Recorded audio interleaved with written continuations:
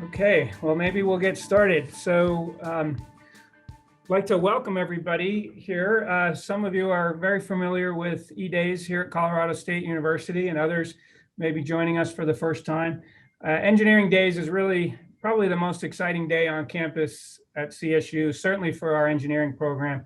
And it's a day where we celebrate the work of all of our students, and particularly our senior capstone design students. And this year, obviously, we're virtual, but we've got a great day of events planned to bring the same kind of enthusiasm and excitement that we normally have when we're in person.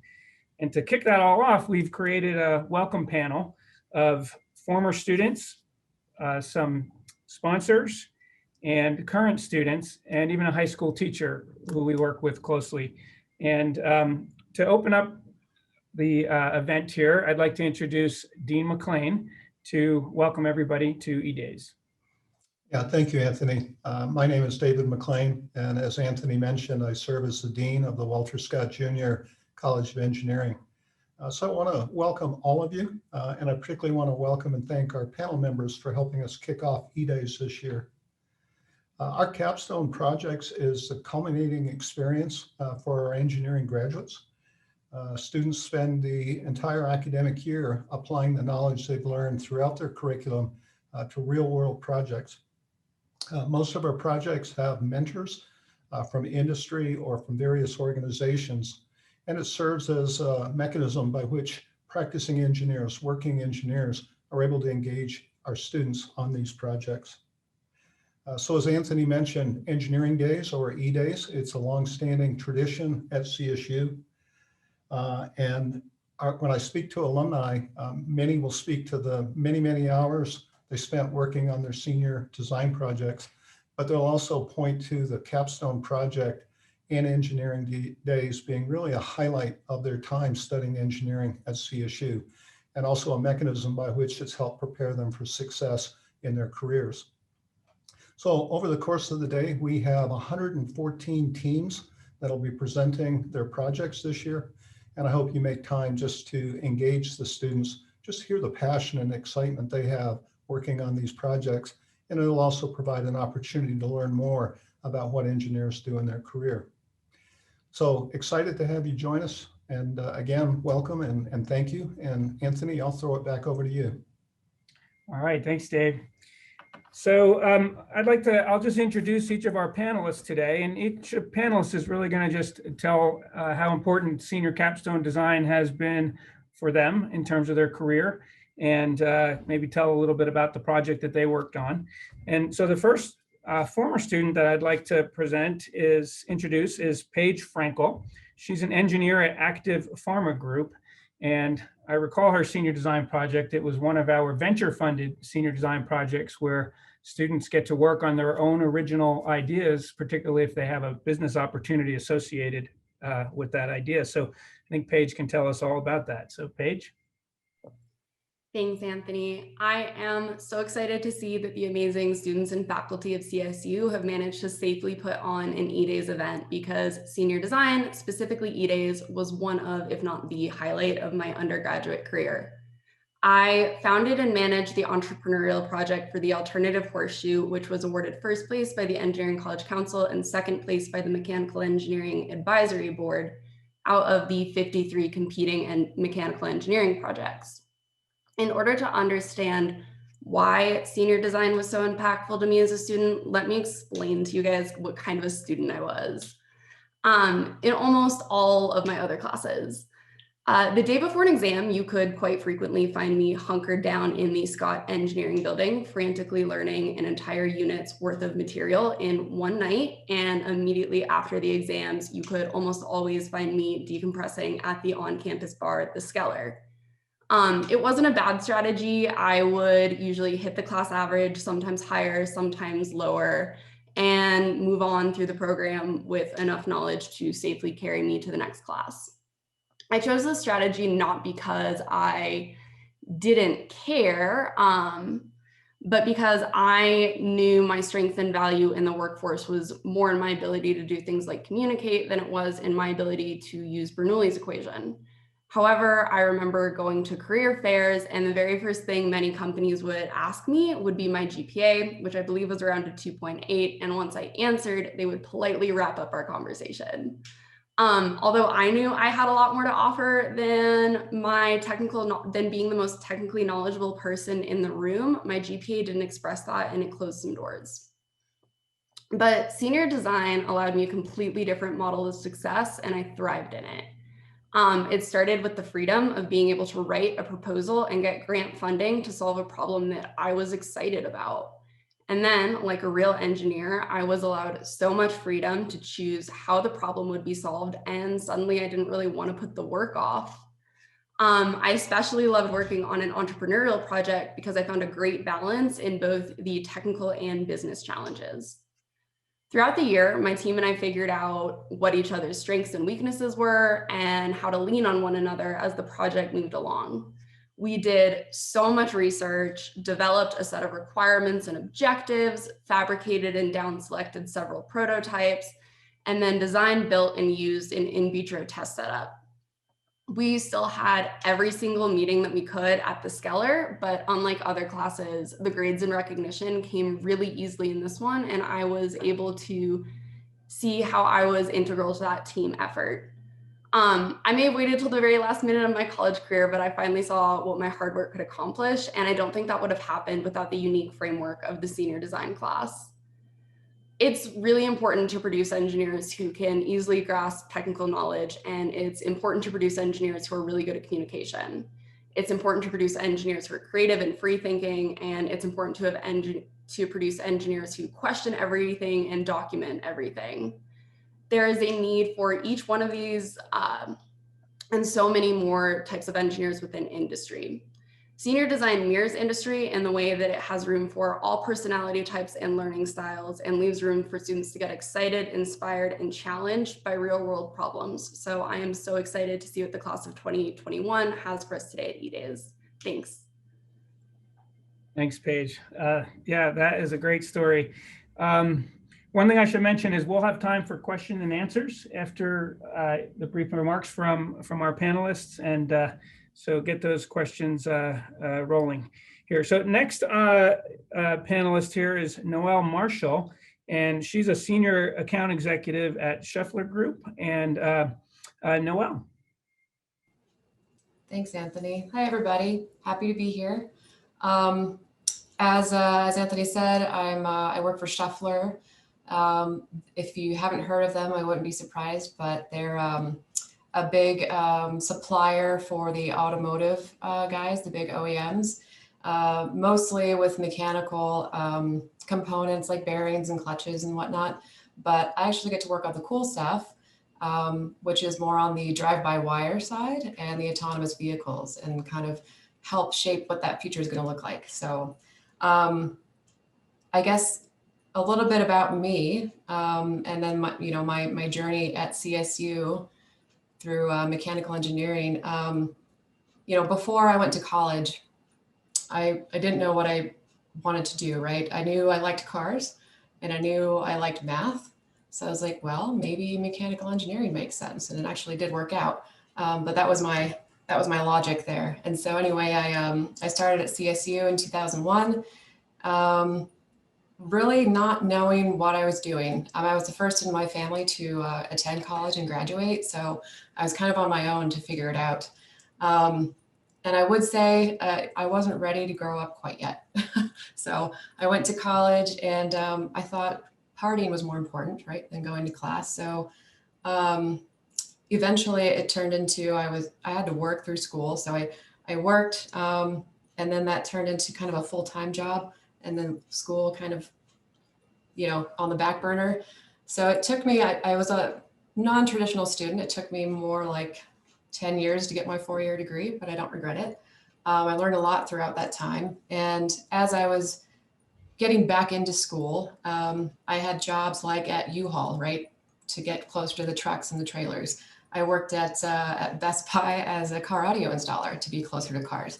So I learned a lot through that, but then also the theory right at school. And I would say for my senior design project, I worked on the Eco Car 2. project. And that was really converting a internal combustion engine vehicle into a plug-in hybrid electric vehicle. Very fortunate to be on that team, and I learned a lot. I got to use all the theory that I had from the previous years and apply it, right? And throughout my work experience as well as school, I was able to really get a foundation for troubleshooting and really understanding what was happening engineering wise. We got to build a prototype or a mule vehicle, which was so cool to prove out some of our concepts and theories and designs. And also, it was really important to be able to work with a team. Of course, I worked with friends and studied with friends prior to that, but really this was the first experience where you really understand it's not just you. You've got to leverage everyone around you and their knowledge and capabilities.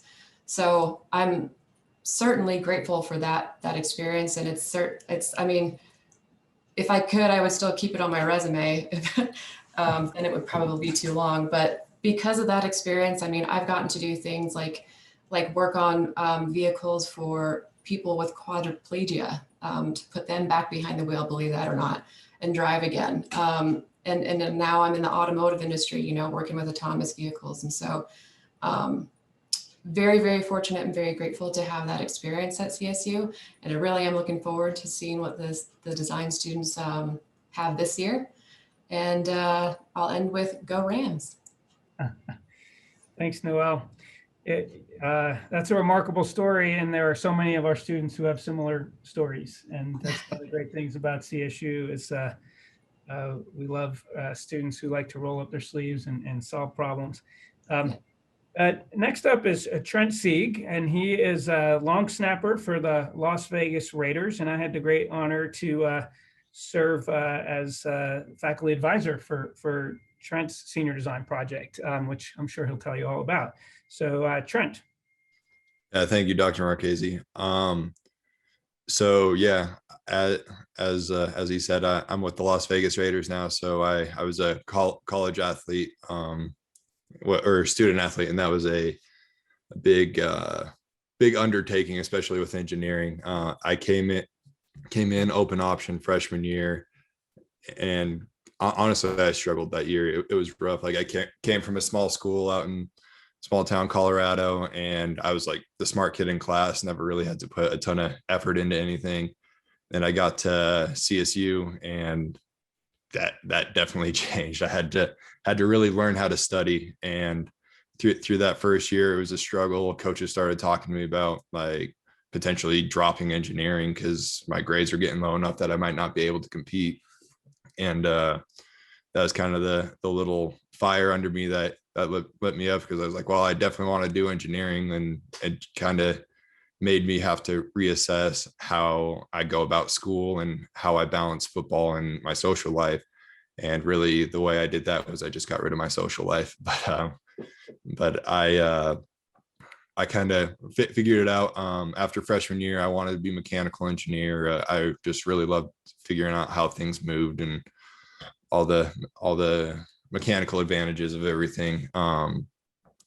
I went through, there's a lot of theory, a lot of very dry material the first couple of years. I'm not gonna lie to you guys, but kind of as we got into junior and senior year, that's when all that dry material started to come to life, and you actually get to see it. And it's just like, well, now it all makes sense. Like once you see it all applied in the real world, it's just amazing. So my junior year, I actually saw a flyer for the IREC team. It's the intercollegiate rocket engineering competition. And it's kind of a national competition. And I was like, all right, well, rockets are cool, so I'll go to this meeting. And one of my friends was there, and kind of just went in there and just kind of talked with him for a while, and really found out that rockets are a lot cooler than I thought initially. I mean, it's essentially a controlled explosion. And I think that kind of speaks to what engineering is. And it's kind of pushing the limits of everything and just finding a safer way to do it. And I ended up on the IREC team. Dr. Marchese was our advisor through that. And that was like the hardest, probably most difficult, busy year of my life, honestly. But it was also probably one of the best, like because at the same time, like played my senior season of college football, and then went into preparing to try to make it in the NFL. And that's a big undertaking in itself. But at the same time, I was putting 10, 11 hours a day into trying to get this rocket off the ground. And we're supposed to go up to 10,000 feet and carry a 8.8 pound payload up there. And really that turned into a very big rocket. And we wanted to have a liquid fueled rocket, which is a lot more complicated. I won't get into that right now unless you guys want to ask about it. But it really is just a ton of the engineering process and the ability to learn how to go about that and prioritize school versus football and just figure out what I'm doing. Like I'd go train for like 4 hours in the morning, go grab lunch, and then just spend essentially the rest of the day in the lab working on this rocket. And I still talk about it pretty much any chance I get. Like here's our the nozzle from it, and then I got some leftover rocket propellant that I'm going to light off someday. But we'll figure out when that is. But yeah, it was like I'm still super interested in aerospace engineering. I've been looking at or kind of the aerospace side now, and been looking at doing some grad school with that, and eventually want to get back into engineering once my days with football are over. That's awesome. Thanks, Trent. Yeah, one of my favorite stories as an engineering educator. Oh, yeah. The competition for the rocket competition was in June, and after working all year on this project, Trent had to leave to go to training camp. Yeah. So I signed with Baltimore right after the draft and had to move out there in May to be out there with the team and go through the off-season training program. Like Dr. Marchese said, the competition was in June, and my chances of making the team probably went down if I took a few days off to go out to that competition. So I had to sit out there, and we did one test flight during, and I remember I was just in my 1-bedroom apartment out there, my bed on the floor that I didn't even have a frame for yet. And I had them send over some of the data or the flight data, so I could try to figure out how to add that, or I think it was like 500 feet to the overall height of the rocket flight, so that we had a chance to win this competition. And then competition day I remember it was like a Saturday morning, so I had the day off. And then I was told that our team was going to try to stream it so I could watch it online. And amazingly, out in the middle of the desert in New Mexico, there isn't very good internet signal. So I was just literally sitting there looking at my Dropbox, just refreshing like every 5 minutes, just waiting for an uploaded video. So it was just awesome to kind of see that. It was really rough not being there for the team that I'd worked so hard on, but I was trying to be there as much as I could virtually. So that's awesome. And that's, again, the kind of dedication that our students have when it comes to senior design. Let's shift gears a little bit, and we'll now turn it over to Gary Johnson in his role as a longtime sponsor of senior design projects. So Gary right now is president of the Advanced Energy Group at Applied Medical. So Gary. Thank you, everyone, and welcome. I don't know if Anthony found a bunch of people with the exact same background, but I feel like if I tell my background story, it's going to sound just like what you already heard. I also grew up in a small mountain town in Colorado. Felt like I was pretty much a superstar in high school and got quickly humbled when I went into the engineering program at CSU. The amazing thing about CSU, though, is they held my hand the entire way. And I'm not ashamed to say I called home crying after the first 2 weeks of the mechanical engineering program.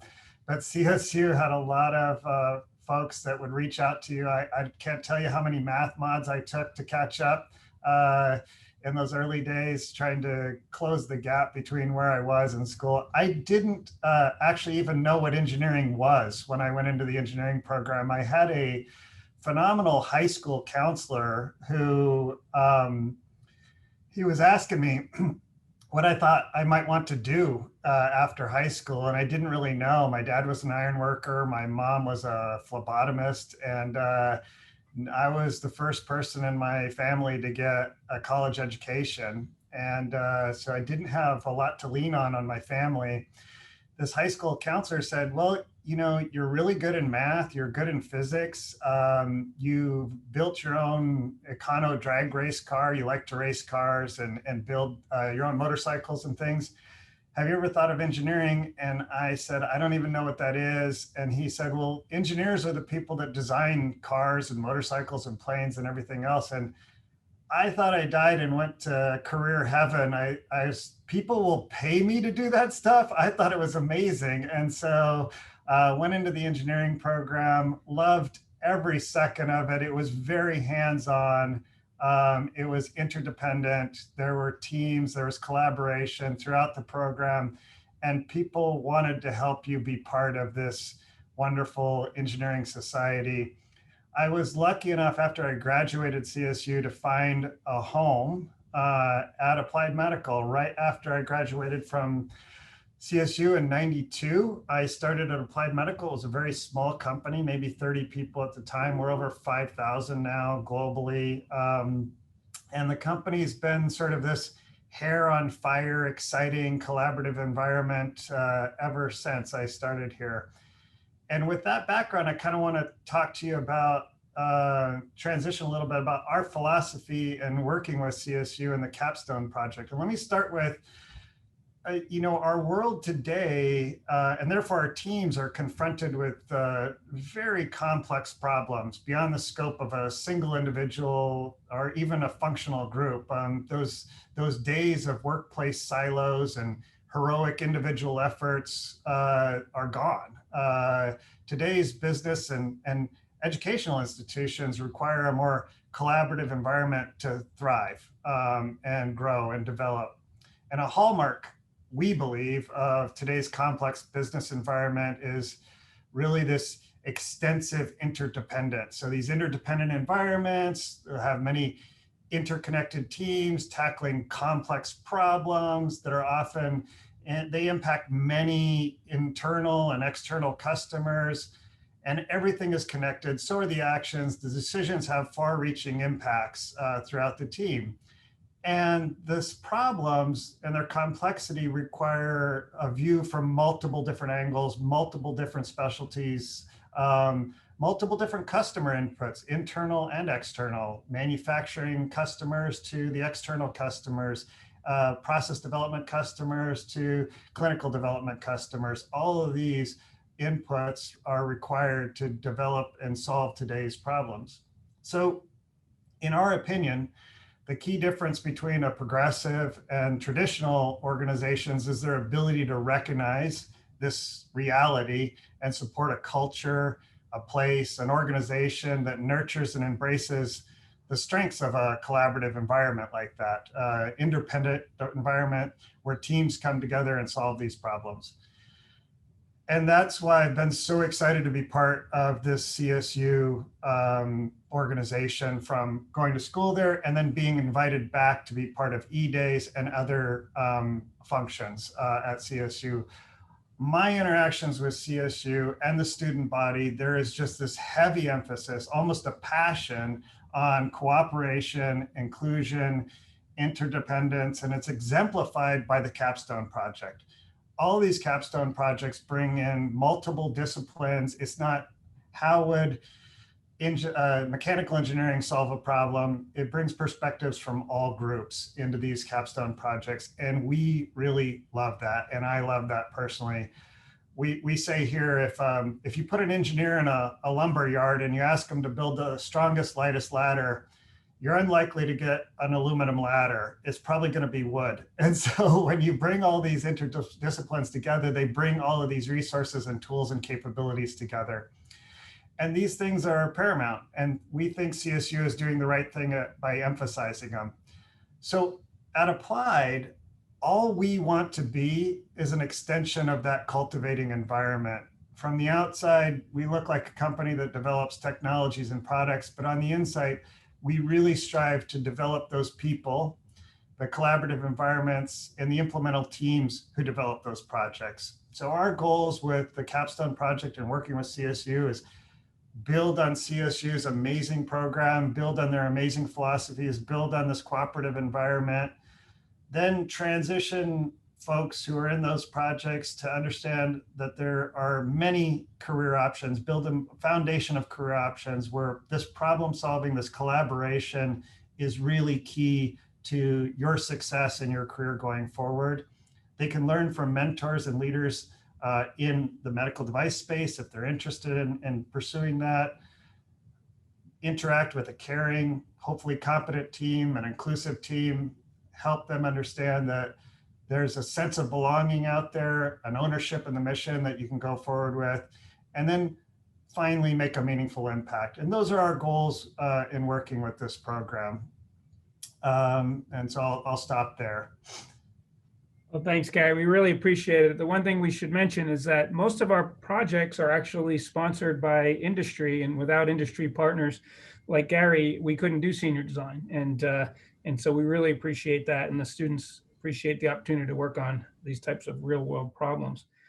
So the next person I'd like to introduce, you heard a common theme of students coming from high schools all across the country and all across Colorado to us. And so I'd like to get a perspective from a great high school teacher who has actually been responsible for 19 students joining CSU just over the last 5 or 6 years. And several of these students were valedictorian of their high school.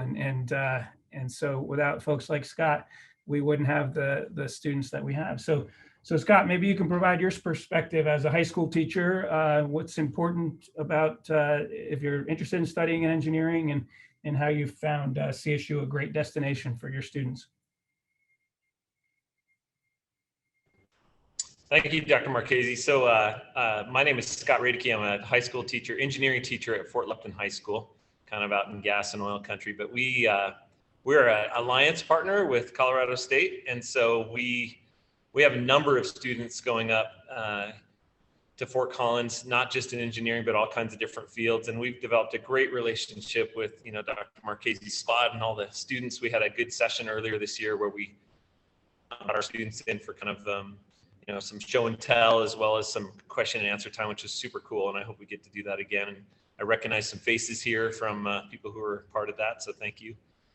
So one of the things I love about what's being talked about today, and, from Trent to Noel to Paige, Gary, everyone talking about their life journey being different than what they thought it originally was going to be. And that preconceived notions of yourself as a young person who maybe partied too much like I did, or who didn't always focus on trying to have the highest GPA, that there are a lot of factors happening in that kind of development cycle. And I think what's really interesting is, finding your passion in life that you're really excited about. And one of the things I try to tell my students is that, you're going to end up working 50 to 60 years of your life. And so, find out what you're really passionate about and pursue that. And that's when I look at the projects that are part of today's, effort, it's just so fascinating to see the different and the variety of ideas and the different kind of attempts to solve problems. So that's one thing I would say to all students, and obviously many of you who are on this panel are starting to understand that, or have known this for a long time. It's finding the thing that gets you up in the morning to go to work is really, really important. And for you students who are currently studying, to know that your path is going to be wildly different than even what you can imagine. The market today is crazy and agile and dynamic, as Gary was saying, and changing all the time. And so having that flexibility to, kind of let things happen and work hard, but to kind of let your life play out in front of you and follow those passions, I think is really important. So my background is kind of weird. If any of you go into education, I would work first before you become a teacher. I worked at Microsoft for about 8 to 10 years, and I worked in product development and a whole bunch of other stuff. So I'm not a trained engineer. I kind of fell into it via marketing, which was weird. I got a business degree because I was afraid in college. I knew I didn't want to do it, but I was like, I got to make money. I paid for my own college. Like, Noel, you were talking about that. Many of you have done that as well. And so it was a fear-based thing, which I regret. And so later in life, I decided to kind of change things up, and I'm really happy I did. I've been teaching for almost 20 years now, and it's been a really rewarding experience. In high school, and I'd like you guys to help me with this as future parents and employees, and maybe some of you can get into education later in your life, but I think there's a crisis in education of very dry material, as Trent was saying. You know, there's a lack of opportunity to make things as a young person. A lot of us older people grew up in environments where we were out in the garage with our parents, and I'm not sure that's happening all the time. Sometimes that's happening digitally on a computer, but that ability to work with your hands and create is a really important thing that a lot of high school students don't get the opportunity to do. So that's definitely one of my big motivations, is to do hands-on applied learning. The other thing I'm trying to teach students, two other things, is to embrace failure as part of any engineering process. What I'm noticing with really young people, and I'm not sure if social media is the cause of this, but there's a fear of failure, a fear of being called out and documented in any kind of failing environment. And I think that's led to not wanting to take risks in trying something new or in creating something. And so that's something I try to do with my students, is to say, look, version 1 is going to stink, right? And so you got to have multiple versions. You have to have that iteration and that kind of agile mentality to be able to succeed through failure. And I think that's a key life-worthy kind of piece. And then I think lastly, I would say is that, you know, I'm trying to teach problem solving as a life-worthy skill across any career. I think that if you can attack a problem and, we use design thinking from Stanford with us, and I know it's getting a little outdated, but I think any kind of design process where you're having empathy about the customer's needs or client's needs, defining the problem, prototyping, testing, iterating over and over again to find a solution is a really valuable lifelong skill. And I think that the agility that comes from that, the ability to have the unknown in front of you and be able to, attack it, even if it's in a procedural way, I think is key to all engineering projects. So one of the great things is that we're going to continue to stay in strong contact with CSU. We've developed a good relationship. Students, I would still encourage you to go back to your original high schools and to try to help out as you get into your careers and to bring that authenticity back into the classroom. Tell them why it's meaningful to study calculus before you get out of high school, and to push through those more dry classes so that when you do get to college, you're more prepared. We definitely have a problem of lack of preparedness of our high school graduates. They're just not ready when they go to college. And so there's a lot of remedial work that we're trying to solve. But I think that's something that everybody who's attending this meeting can help out with in education, is to try to bring that authenticity back in and to try to encourage students to go into this field. And especially, we're trying to, deal with some of the gender and minority issues, in our field. We're kind of attacking that all the time, but a lot of it is just people not seeing themselves in a successful role outside of high school, and yet there's brilliance there and talent. And so we see that as kind of also our role, is to kind of encourage students to say, yes, I am somebody who can go to college and succeed and then be a successful person in any business. So thank you, Dr. Marchese. I appreciate being here. I apologize. I'm darting out and managing 14-year-olds every once in a while. So if you see my video turn off, I will be right back. So thanks. Thanks, Pat. And keep up the good work. The students that you've encouraged to come to CSU are knocking it out of the park. So, okay. So last section of our panel here, we have two current students, and can tell you a little bit about what they're working on now and perhaps what they're planning for the future. So first is Camille Milo, and she is a biomedical engineering student with chemical and biological engineering, and she'll be graduating this year. So Camille. Thank you, Dr. Marchese. Yeah, hi everyone. My name is Camille. And like Dr. Marchese said, I am a biomedical and chemical and biological engineering student. And the past year, I have been working on it's a long name, so get ready, a wireless smart junctional tourniquet. So a really quick overview, a junctional tourniquet is something that people really use in combat situations or high-risk situation where there are bomb threats or shooting threats. And so what this junctional tourniquet is essentially a belt-like strap that goes around either your torso, your legs, or your arms. And it's really supposed to help stop the bleed or prevent further blood loss. And so what we did is we actually didn't build the tourniquet itself. We added a component, an electrical component. So me, another chemical and biological and biomedical engineer, and then 2 other mechanical and biomedical engineers worked together to put together a wireless component that essentially will take 2 sensors, and you can put it anywhere on your body. It just has to be in 2 different places, and it will essentially take your pulse, convert it into PPG, which will then convert into kind of a blood pressure. And so the goal of that is really to see blood pressure trends on that patient, to be able to see if that blood pressure is going up, blood pressure is going down, both of which are not good, and essentially send that data wirelessly to right now we have it going to an app, but hopefully later we hope that this will go into a hospital or an ambulance so that it could help a doctor or someone like a surgeon assess that patient a lot faster. Right, an issue that we're seeing is that especially in combat medics, they're out on the field, for 4 or 5 hours at a time. And it'd be really cool to say, okay, their blood pressure is going up. This is what we can do to alleviate that. Their blood pressure is going down. This is what we can do to alleviate that, and have that communication without that patient physically being there.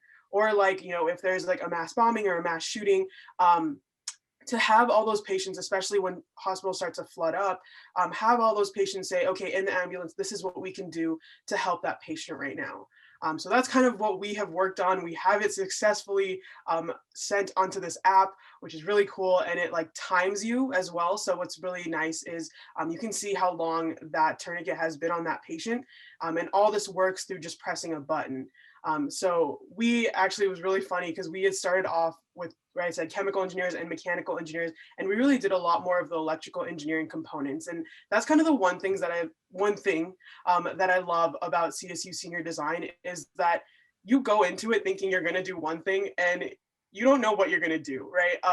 For me, we really thought we were going to do blood clotting factors. I was going to work more on the chemical engineering side, but I really understood more of Arduino, C++, all those really fun things as a chemical engineer who only worked with MATLAB. So I think what's really nice about senior design is, as everyone on this panel has been saying, it really has an open-ended kind of problem solving, right? You don't have an answer. Like the last 4 years of my life in college, I've had an answer to every problem I've been doing, but now I was really exposed to, here's a situation that we have, what can you do and how can you solve it? And we went through everything, right? Scott was talking about how, people, how college really fosters that failing aspect. And that's what we did. We literally spent, oh man, more hours than I could ever imagine in Scott bioengineering, really just getting this electrical component to work. And we've had it fail multiple times, to the point where we got it right just one time. What's also really cool is that I was able to work with mechanical engineers and electrical engineers to get kind of their input on how Arduino works and how all these components work. So as a chemical engineer, I really have this one mindset of where to go, but to be able to work with other engineering students and hear what they have to do and hear what they're doing, on this one topic, just that's what I love. That's what I love about engineering. It's very collaborative. You get to work with multiple people and you get to see other perspectives. So yeah, I think that's really great about the CSU senior design project. And that's probably one of my favorite years, probably one of the hardest years, right? This is really a thing that you're doing yourself. You're putting your own time into it. You're putting, there isn't a class that you're meeting with. It's really just how much effort you're putting into it and how much time you want to put into it. So it was by far my busiest year, but by far one of my favorite years. So thank you, everyone. Awesome. Thanks, Camille. And finally, our final student here is Kojo Otoo, and Kojo is an electrical and computer engineering student, and I think graduating this year as well. Thank you, Dr. Marchese. So for me, the journey has been pretty rough because I actually came into CSU not actually having an idea of what kind of engineering I wanted to do. So when I figured out that after my first semester, I wanted to do electrical and computer engineering, I went full send. My goal was to do as much as possible in order not to fail. And that was the mistake that I made because I was bound to fail in every aspect because I thought I was prepared because I took some engineering classes in high school. So I came in knowing as much as I could, but most of them were pretty much outdated by the time I got here. So further down the line, I actually switched to my concentration in electrical engineering because that's what I found to be most interesting. But for my senior design project, I worked on this for a year and a half. I worked with a team for a year and then finished the project by myself for half a year. And basically, this project was sponsored by Woodward. And they first came to us and said, we want you to create a device for us. We want it to be automated, but we don't know what it is yet. And later on, we had conversations about what they wanted and what problems they wanted to solve. And that's how we came up with the electric plant hardware in the loop simulator. And as we can see, most companies usually create a system and then they have to test it. So if anything happens to the system, basically all the money spent on creating the system is gone.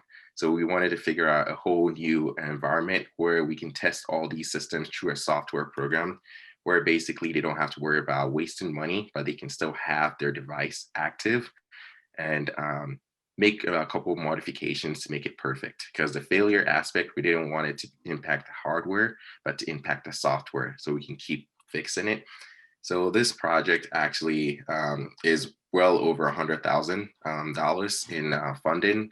And basically to think about it, giving a senior design student the opportunity to work with all these devices, talk with other companies became a whole lot of hectic moments because I was trying to figure out what was going on and I kept failing because as an electrical engineer, I learned a lot about how electricity and all those things work, but I never imagined that I'd be doing more wiring than I've ever done in my lifetime. And having to go through the process of cutting wires and running into issues because it wouldn't fit or the system just overloaded. So making sure I didn't burn down the College of Engineering building, that was one of my biggest issues because I had to do a lot of configurations where most of the times people would walk by and I'd be in an office, but I would usually pull the server rack out, be in the hallway of an office, and people would think, what is going on? Because I was just laying on the ground, tired, exhausted, and didn't know what was going on wrong with my system. But eventually I figured out most of my issues were power. So after figuring it out and working on a software program, which my team had initially created a schematic for it, but never actually got to finish it, I had to make sure I did the hardware component and the software component all by myself in order to deliver to this wonderful company who was expecting it. So further down the line, I was able to give them something that was probably not a completed version, but something that was good enough to make sure that they can utilize it, because their goal right now is to utilize the system to power naval generators. And then basically these are diesel generators, and they don't want anything to happen when they hook up the system to a Navy ship. So basically that's where the software and hardware comes in handy, where we create something that they can test everything that they need on this server rack before they input the numbers into a real Navy ship to avoid any problems from happening. So further down the future, hopefully they will be able to figure that out and make it work. That's my goal. And from that, for me, I started I came in to become an engineer, but further down the line, I figured out I wanted to go the military route. So right now in the future route, I'm commissioning right here in a couple of weeks as a second lieutenant for the Air Force. And we'll be working as a developmental engineer for the next couple of my years of my life, and hopefully transition to become a NASA engineer or something like that as time goes on. Thank you. That's awesome. Thanks, Kojo. Great. Well, we've gotten a great opportunity to hear from a diverse group of panelists here. And so now we have some time. We've got about 10 minutes for questions. So if you have a question for any of the panelists, and then we'll close out, I'll give folks an idea of what the rest of the day will look like. So Camille and Kojo, now that you're graduating, what do you wish you had known when you started at CSU? I can start with that. I wish I had known that I was always going to fail and it was not going to be perfect, because I came in with a high GPA from high school and I thought this was going to be easy, like really easy. I was going to pass and not worry about anything.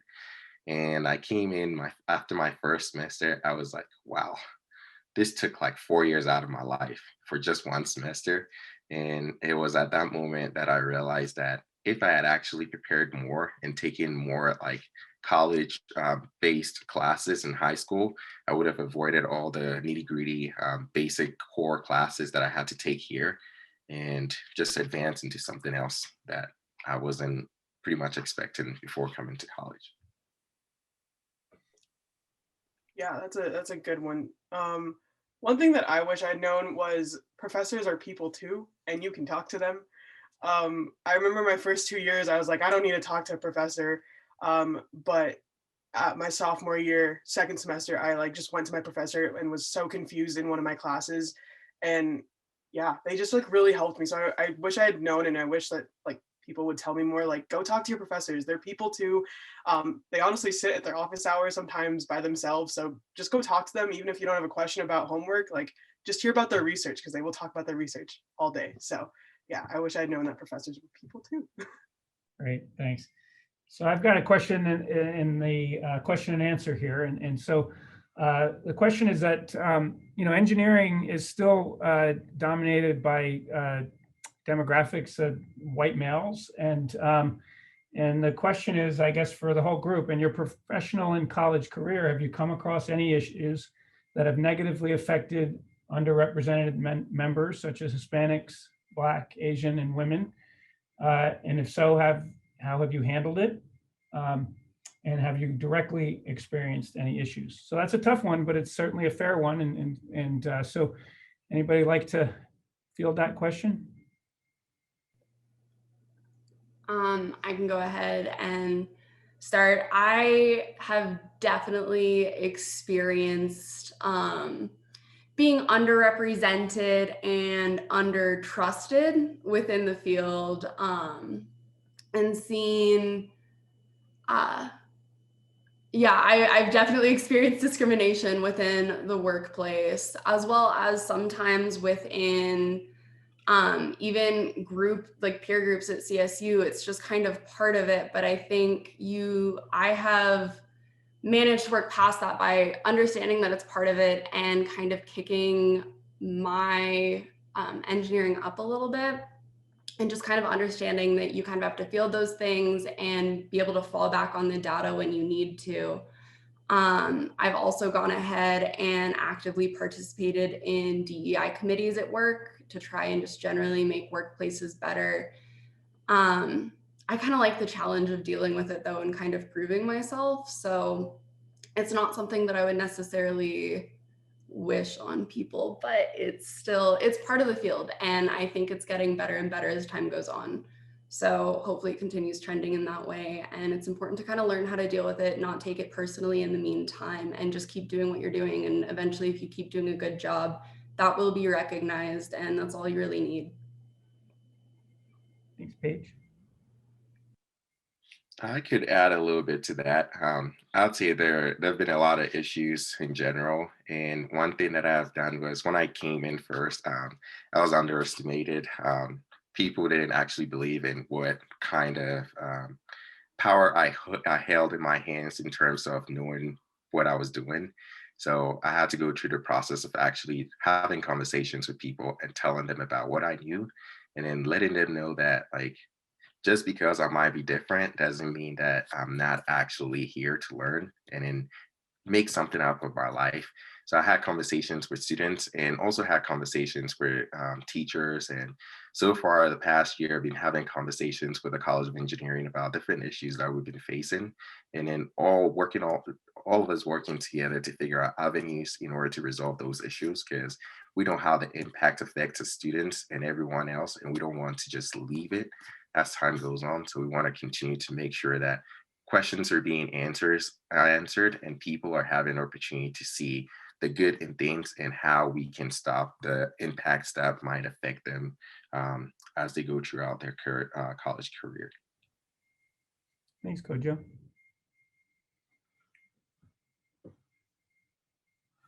So any other questions? It looks like we have another question in the chat. In the chat. For those working in the field, what do you wish you would have known as a newly minted engineering graduate?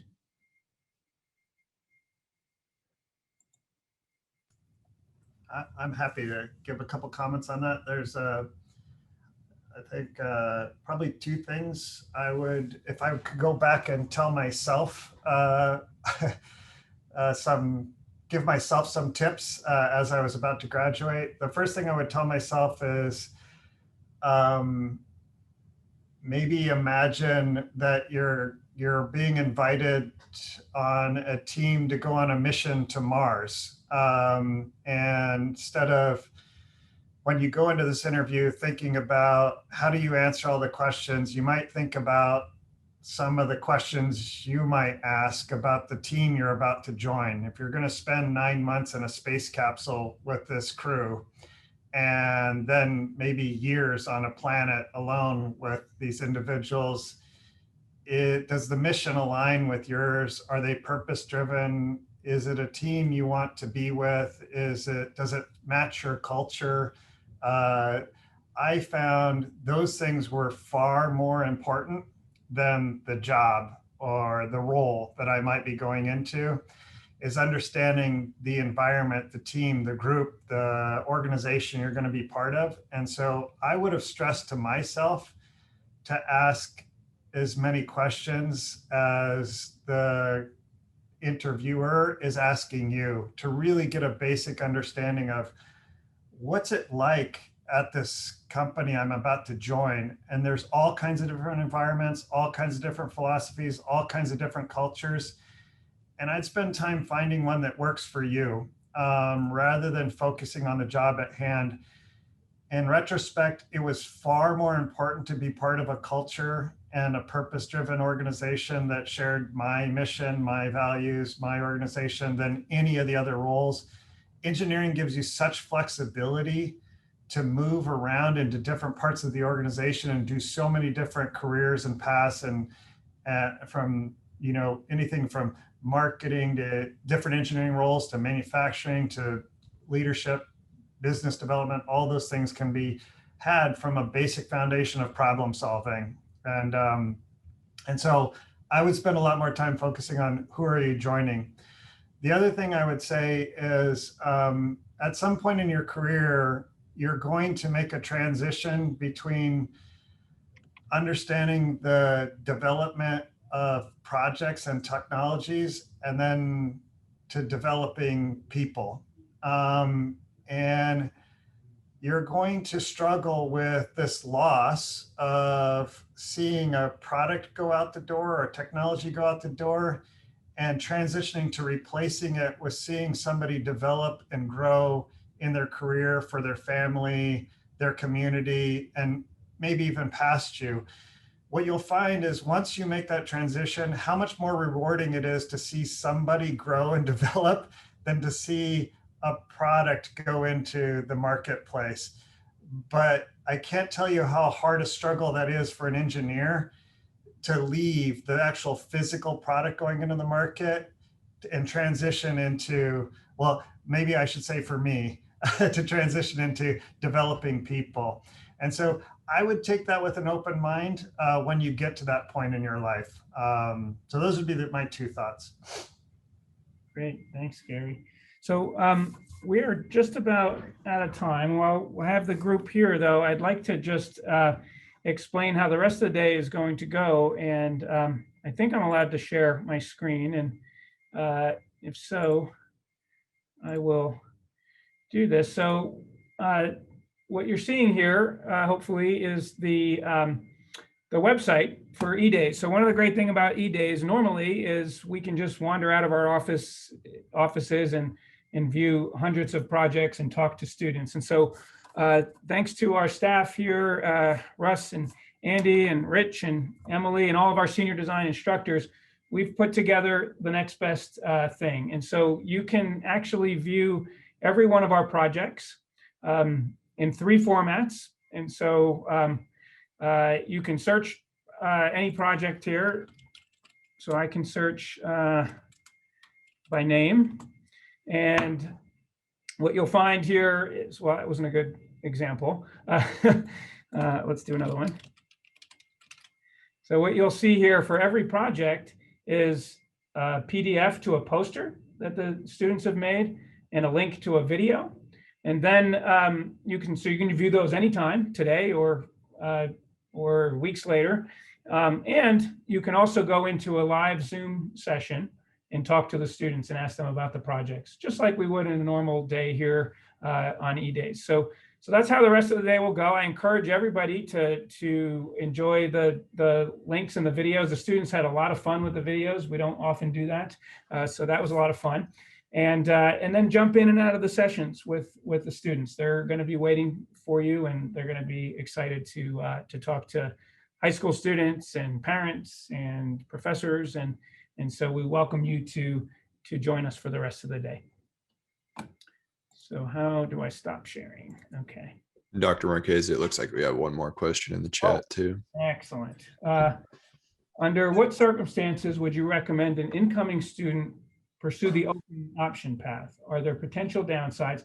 So there actually are not any downsides. So if you were to apply to open option engineering, that means you're admitted to the engineering program at CSU with all the rights, honors, and privileges there too. And you have up to a year to choose your final major. And we actually changed our transfer policy this year to make it even more seamless, that you change anytime in that first semester. And you can even sign up for any of the first year engineering classes that you wish. So you can take the mechanical engineering first year. Oh, really? That's nice. If you wanted to. Yeah, that's nice that you guys did that, because when I was open option, there's a couple classes that I took like a semester or two later than my peers, so I felt a little behind in a couple classes. But that's awesome that you guys added that. Yeah, and many students start out in that option. I mean, as kind of Scott was saying, a lot of students these days don't really get exposed to the different fields of engineering, and guidance counselor might say, hey, you're good at math and science, you should consider engineering. And they don't really start thinking about the engineering major until senior year of high school or first year of college. So yeah, that's a great question. Okay, unfortunately, I think we're just about out of time. So lastly, I really appreciate panelists. Thanks so much for joining us. And I appreciate the folks who joined us and listening in. And please do take advantage of Engineering Days today. And as always, you can always reach out to me personally if you have any questions about the engineering program here at CSU. And we hope to see some folks here in the fall who might have joined us, prospective students. So thanks, everybody. Thanks, panelists. Thank you. Thank you.